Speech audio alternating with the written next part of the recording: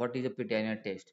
As you know, pityrianer test doing for the coagulation for your pity. How many time, how much time taking the clotting of your blood.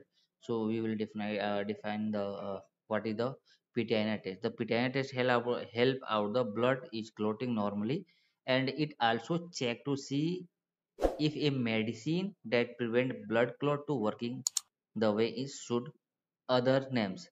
The names is a Prothmin time, International Normalization Ratio, NPT and Pro time.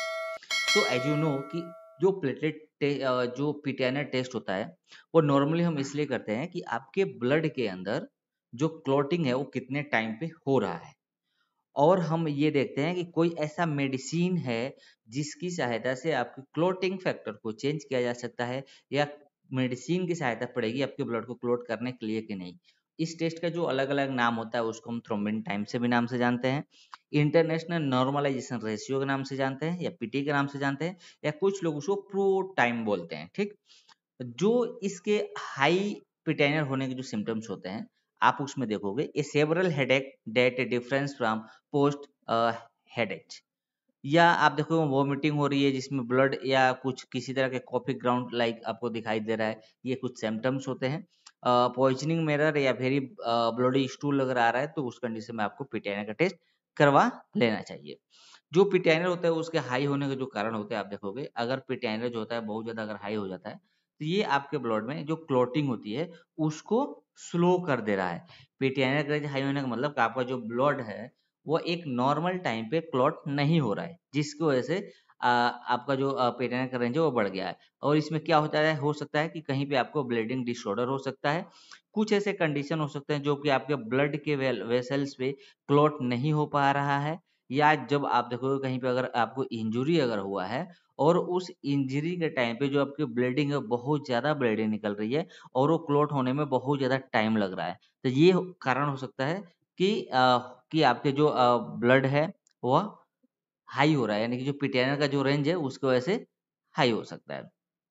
Result आप understanding देखोगे तो जो normal range होता है वो typically 11 से लेके 13.5 second तक होता है, लेकिन कुछ कुछ लैब में ये जो नॉर्मल रेंजेस होते हैं 1-2 सेकंड आपको कम ज़्यादा देखने को मिल सकता है, कम तो नहीं होता है, लेकिन 11 से लेकर 30.5 सेकंड तक नॉर्मल रेंजेस होता है।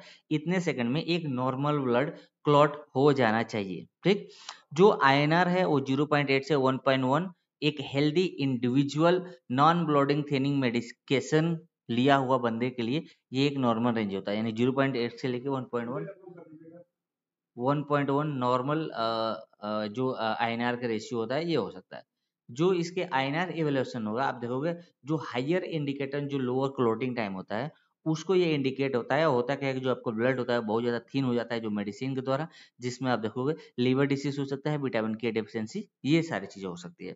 लो आईएनआर का मतलब होता है कि इसमें किसी तरह का कोई भी हायर रिस्क और ब्लड क्लॉट हो सकता है, ये आपको इंडिकेट करता है।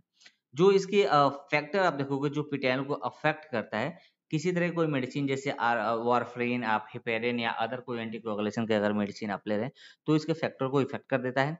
डाइट में आप देखोगे विटामिन के रिच फूड ज़्यादा आप ले रहे हैं जैसे लेफ्री ग्रीन, ये सारी चीज़ें खा रहे हैं तो इफेक्ट कर सकता है। मेडिकल कंडीशन में आप देखोगे तो लीवर डिसीज अगर हुआ है, विटामिन के डेफिशिएंसी, या और भी कोई कंडीशन होता है मेडिकल डिसीज में कंडीशन में, तो वह क्या करता है आपके पिटाइनल का जो रिजल्ट होता है उसको इंडिपेंड करता है। तो उम्मीद करता हूँ वीडियो आपको समझ में आया होगा, तो दोस्तों के साथ जरूर शेयर करना। फिर मिलते हैं नए वीडियो में नए टॉपिक के साथ में।